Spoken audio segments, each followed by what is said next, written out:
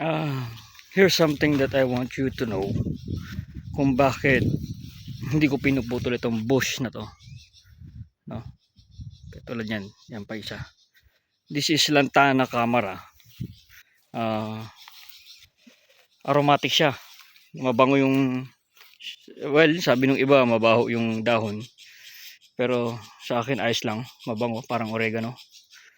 Ah, Maganda tong pantaboy ng peste, no?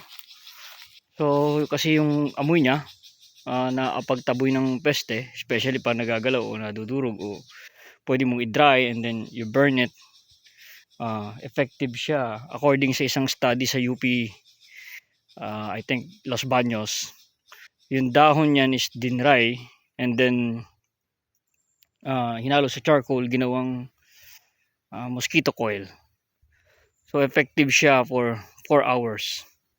Well, for me that's good, especially pag nagpapausok tayo. Kinukuha na natin yan ng dahon, also yung mga bulaklak, sanga. So pupurun lang natin yan. And well, sa ibang lugar this is ornamental plant, no? Maganda siya.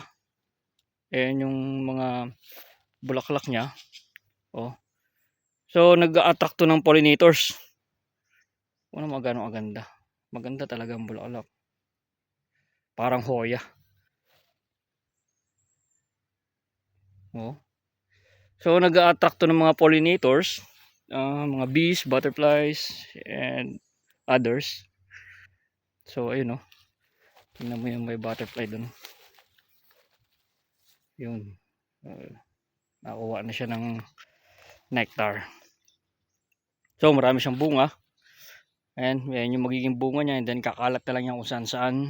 And ang pag-propagate nito is pwedeng cuttings, no? Tusok mo lang yan. Actually pag pinuputol ko yan dati, yung mga nahuhulog, nabubuhay, lumalaki, and medyo peste na nga pag marami.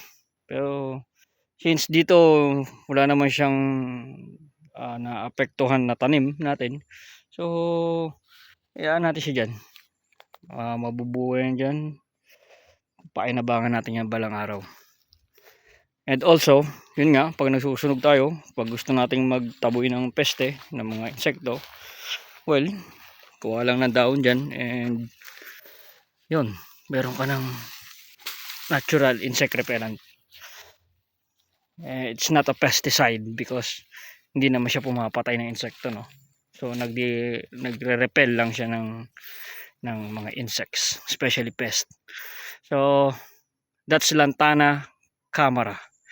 For more details, pa-google na lang siguro. So that's it. Thank you for watching. Bye bye.